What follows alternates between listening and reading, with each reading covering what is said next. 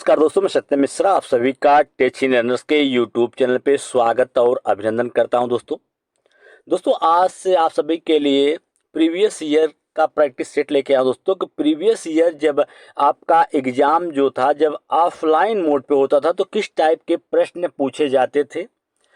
इस practice set को करवाने का मेन उद्देश्य वही है कि आपको पता चल जाए कि जब आपका ऑफलाइन मोड पे पेपर होता था तो किस टाइप के प्रश्न आपके परीक्षा में पूछे जाते थे। ठीक है, चलिए स्टार्ट करते हैं आज की क्लास का पहला प्रश्न। दोस्तों यहाँ पे पहला प्रश्न आप देख पा रहे होंगे कि दुर्गा एक गांव में रहती है और ईंधन के रूप में लकड़ी या गोईठे का उपयोग करके चूल्हे पर खाना बनाती है। वह पिछले 3 महीनों से गंभीर खांसी से पीड़ित है, तो इसका कारण क्या हो सकता है। जलने वाले ईंधन से उत्पन्न कार्बन मोनोऑक्साइड उसके श्वसन तंत्र में जमा हो सकती है। ईंधन जलने से उत्पन्न कालिका उसके श्वसन तंत्र में जमा हो सकता है। ऑप्शन थर्ड है कि ईंधन के जलने से पैदा होने वाला धुआं उसकी एलर्जी का कारण हो सकता है। या ऑप्शन फोर है कि वृद्धावस्था और उसकी झोपड़ी के अंदर और बाहर का प्रदूषण। दोस्तों आपको बता दें कि दुर्गा एक गांव में रहती है और जहां पे वह ईंधन के रूप में क्या यूज करती है, लकड़ी और गोईठे का इस्तेमाल करके चूल्हे का जो मिट्टी का चूल्हा होता है उस पे खाना पकाती है। ठीक है, और पिछले 3 महीनों से उसको क्या रहा है, गंभीर खांसी से पीड़ित है। इसका एक ही कारण हो सकता है कि ईंधन के जलने से उत्पन्न होने वाली जो कालिका होती है या कह सकते हैं कि धुआं होता है उसके श्वसन तंत्र में क्या हुआ है, जाके जमा हो चुका है, जिसके कारण उसे क्या है 3 महीनों से गंभीर तरीके से खांसी आ रही है। चलिए अब प्रश्न संख्या सेकंड देख लेते हैं। दोस्तों सभी प्रश्न दोस्तों बहुत ही महत्वपूर्ण हैं, क्योंकि सी टेट हो या यूपी टेट हो, पिछले ईयर के जो प्रश्न होते हैं वो रिपीट होते ही होते हैं। ठीक है, चलिए यहाँ प्रश्न सेकंड है, कह रहा है कि तारों का रंग किस पर निर्भर करता है। उनके तापमान पर, उनके दाब पर, उनकी आयु पर या सौर मंडल की उनकी दूरी पर। तो तारों का रंग जो है वो किस पे निर्भर करता है, उसके तापमान पे निर्भर करता है। चलिए आगे चलते हैं। प्रश्न संख्या नेक्स्ट देखिएगा, कह रहा है कि बच्चों को भ्रमण पर ले जाना चाहिए क्योंकि बच्चे भ्रमण का आनंद लेते हैं, इससे बच्चे खुशी महसूस करते हैं।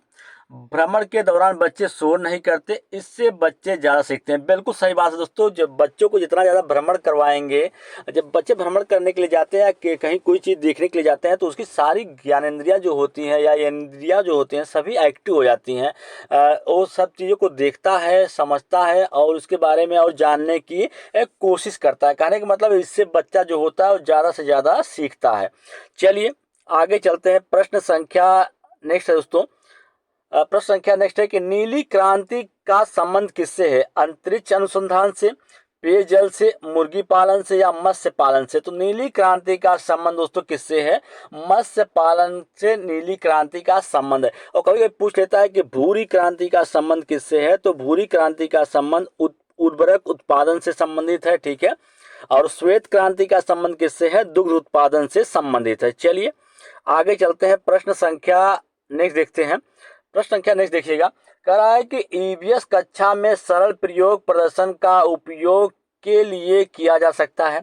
बच्चों को स्वयं सीखने में सक्षम बनाने और उनके अवलोकन कौशल को तेज करने में।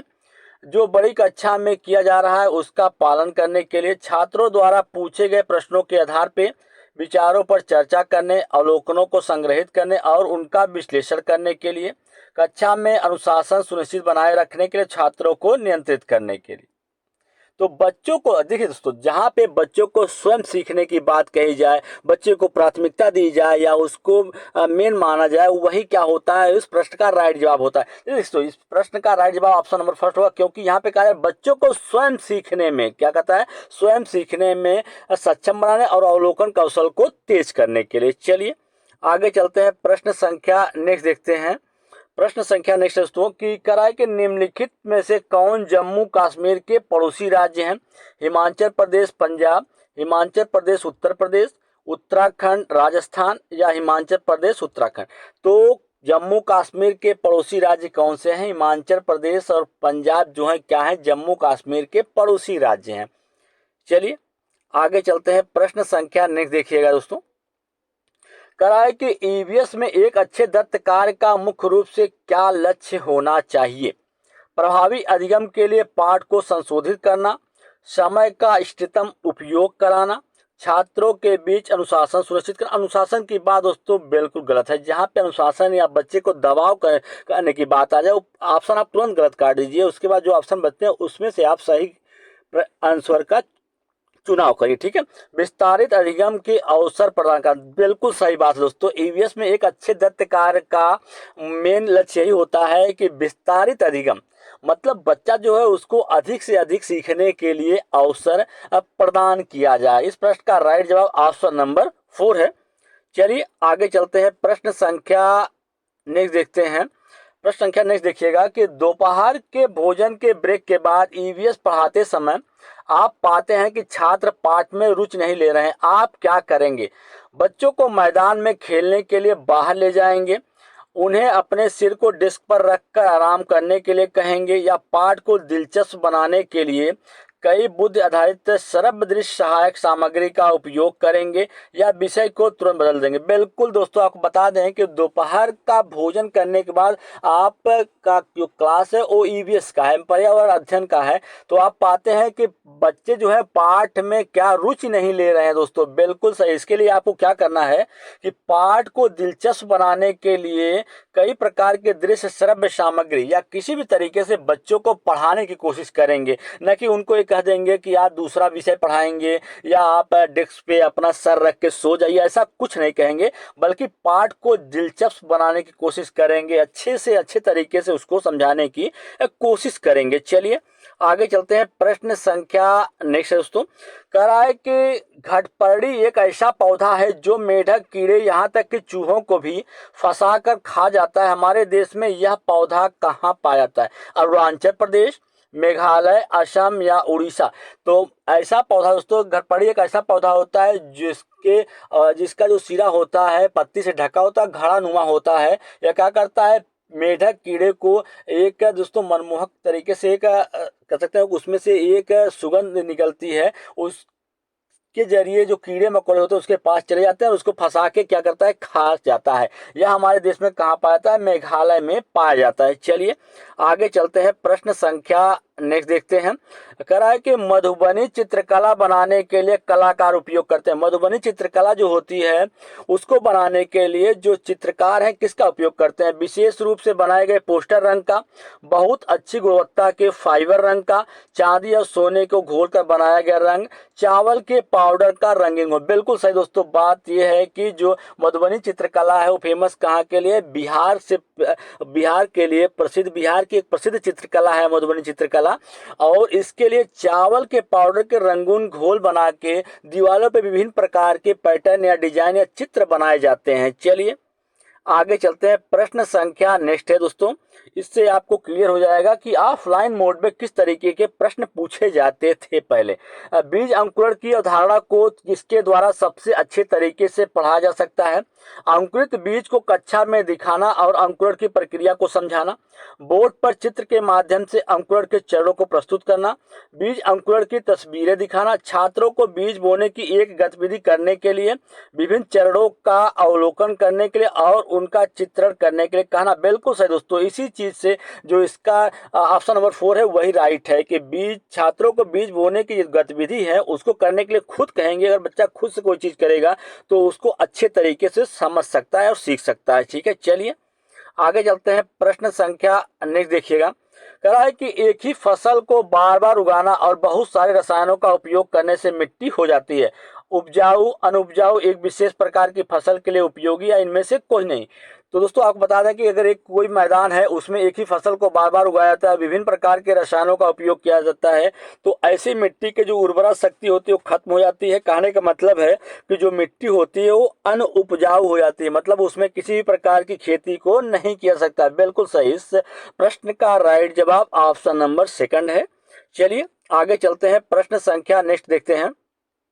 कह रहा है कि बाघ के बारे में निम्नलिखित में से कौन सा कथन सत्य है, या कह रहा है कौन सा कथन गलत है। बिल्कुल सही दोस्तों, इसमें से आप टिक कर लीजिए क्योंकि इसमें पूछ रहा है गलत कथन। इसके शरीर पर पीली और काली धारियां होती हैं। बिल्कुल सही, तो सही बात है कि जो बाघ होता है उसके शरीर पर पीली और काली धारियां होती हैं और अपनी मूंछों की सहायता से अपने शिकार का पता भी लगाता है। बिल्कुल सही, इसके कथन एक और बी तो सही हो गए। अंधेरे में इसकी आंखों की रोशनी मनुष्य की 4 गुना होती है। बिल्कुल गलत बात है दोस्तों, 4 गुना नहीं 6 गुना होती है। ठीक है, तो सी गलत हो गया। और डी कथन क्या करा है कि इसकी गर्जन 5 किलोमीटर तक सुनाई देती है। 5 नहीं दोस्तों, 3 किलोमीटर तक इसकी गर्जन जो होती है सुनाई देती है।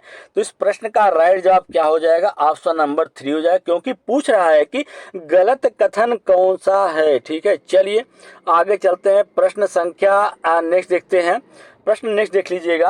कह रहा है कि सांपों के बारे में सही कथन का चयन करना है। हमारे देश में केवल 4 प्रकार के जहरीले सांप पाए जाते हैं। कोबरा सांपों की एक जहरीली किस्म होती है। बिल्कुल सही, पहला कथन सही हो गया। दूसरा, कोबरा सांपों की एक सबसे जहरीली किस्म होती है। बिल्कुल सही। एक जहरीले सांप के 4 खोखले दांत होते हैं जिसके माध्यम से जहर सांप के काटने पर किसी व्यक्ति के शरीर में प्रवेश करता है। बिल्कुल गलत है दोस्तों। सर्पदंश की दवा सांप के जहर से बनाई जाती है। बिल्कुल सही। तो इस प्रश्न का राइट जवाब क्या होगा, कथन ए, बी और डी। जिस ऑप्शन में आपको तीनों दिखाई दे वही क्या हो जाएगा राइट जवाब। तो ऑप्शन नंबर दोस्तों फर्स्ट इसका राइट जवाब होगा। चलिए आगे चलते हैं। प्रश्न संख्या नेक्स्ट देखते हैं और आज की क्लास का अंतिम प्रश्न है।